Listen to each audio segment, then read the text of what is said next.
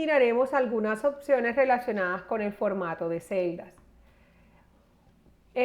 Una, por ejemplo, es la asociada al texto. Yo aquí tengo un texto en H2, pero ese texto es un poco más largo que el ancho de mi columna. Entonces yo tengo varias opciones. Una puede ser que yo modifique el ancho de esa columna, si es algo que requiero.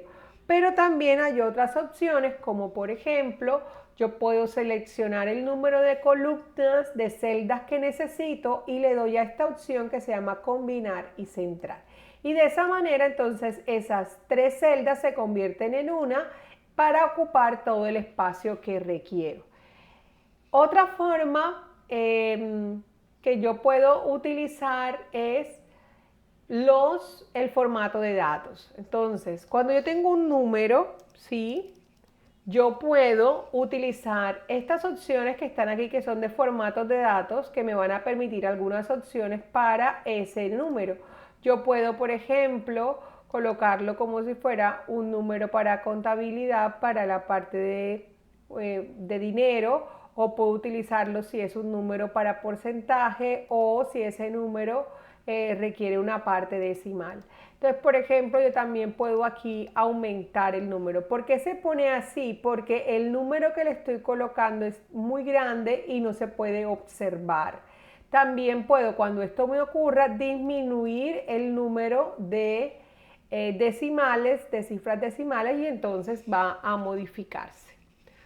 Otro aspecto que debo tener en cuenta es que yo puedo trabajar el formato de fuentes normal como vengo trabajándolo en los otros programas de Microsoft. Yo simplemente lo que debo hacer es seleccionar las celdas que quiero que se vean afectadas por estos cambios y hacer los cambios que yo requiera. Por ejemplo, puedo cambiar el fondo, el color de fondo, puedo cambiar el color del texto, puedo cambiar el formato de mi texto, aumentar el tamaño, disminuir el tamaño, siempre teniendo en cuenta que debo seleccionar aquellas celdas que quiero que se vean afectadas por estos cambios. Además, puedo trabajar algo que se llama formato de celdas. Si yo le doy clic derecho y busco la opción formato de celdas, allí voy a poder encontrar todas las opciones que requiero para trabajar con mis celdas. Entonces, en este caso encuentro, por ejemplo, las categorías de número, si lo quiero trabajar como moneda, si quiero que ese dato sea de fecha y hora, si quiero que sea un porcentaje, etc. También puedo trabajar la alineación del texto, modificándola aquí en la orientación, si quiero una alineación inferior, centrada o superior. También puedo hacer los cambios de fuente, de color, de borde, si quiero que tenga un borde de alguna forma diferente, del relleno, por ejemplo.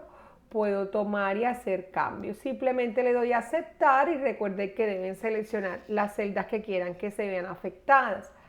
Además, puedo insertar imágenes de la misma manera como lo hago tradicionalmente. Voy a la opción de insertar, busco el archivo que deseo insertar y simplemente la inserto y pues hago los cambios que requiera.